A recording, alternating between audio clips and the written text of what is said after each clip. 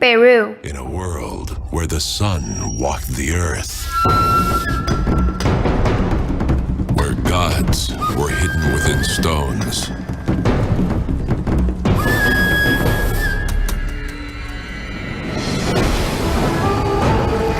and ancient cultures dominated the oceans.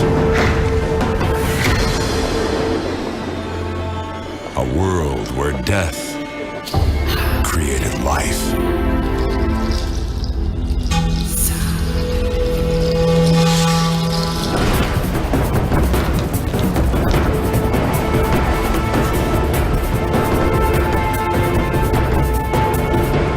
And men communicated with the universe. In this world, where the sun's sweat and the moon's tears protected the chosen ones,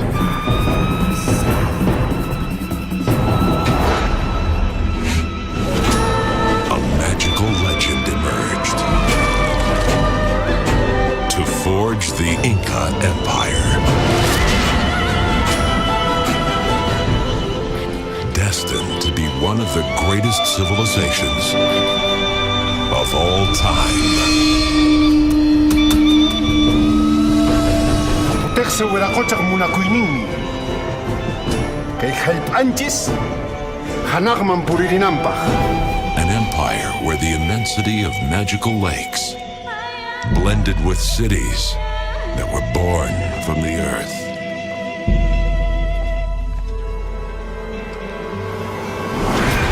And the bravest of warriors traveled from unknown oceans to fortresses hidden in the mist.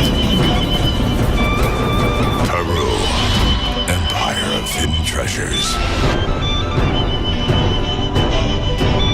5,000 years of history, still alive. Peru is located on the west side of South America, between Ecuador, Brazil, Bolivia, and Chile.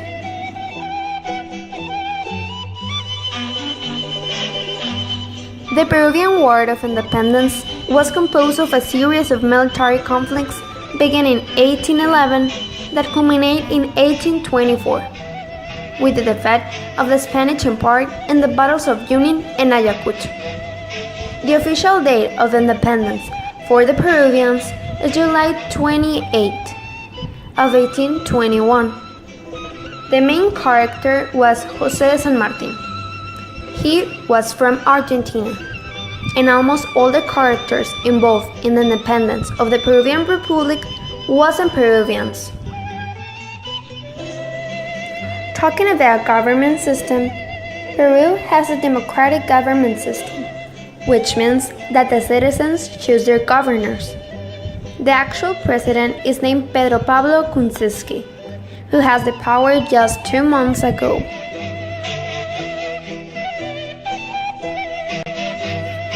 Mostly all the Peruvians are Catholic, because around the 90% of the population practice the Catholic religion. The Peruvian government is close allied with the Catholic Church.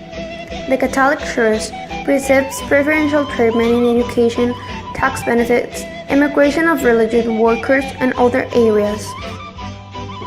The two major ethnic groups are the Quechuas, followed by the Aymaras. They both are groups that not just belong to Peru, they also belong to Argentina, Bolivia, Chile, Colombia, and Ecuador. Each group speaks their own language. The language of the Quechuas is called general language because they are people who immigrate from those countries and create just one way of speaking. The major of these ethnic groups share the same physical traits: a short stature, a brown skin, and black hair. Their culture is doing textile art and work with animals such as llamas. The country is divided in 3 powers: the legislative, executive, and judicial power. The legislative is formed by one Congress with 130 people. The executive is formed by the president and all the ministers, and the judicial power is formed by the Supreme Court. The participation in international events of Peru is mainly on commercial deals. The main Peruvian products benefiting from the trade agreement are giant squid, cuttlefish and squid, fish grape, avocado, mango, barley, paprika, pear pounder, and firewood yarn. Some of the trades are with Chile, China, the European Union, and Mexico. One interest trade agreement is the one with China. Peru exports their products in China exchange electronic devices and new technology. Actually, Peru didn't have an international conflict with any country. From my point of view, Peru is an idealistic country because now it has a lot of social conflicts. They have a corruption problem because they're political leaders, and also a huge problematic with drug dealing because coke is made just right there. All the wars that they have faced were territorial conflicts. They were against Colombia, they were against Bolivia, and the several wars against Ecuador were all because territory.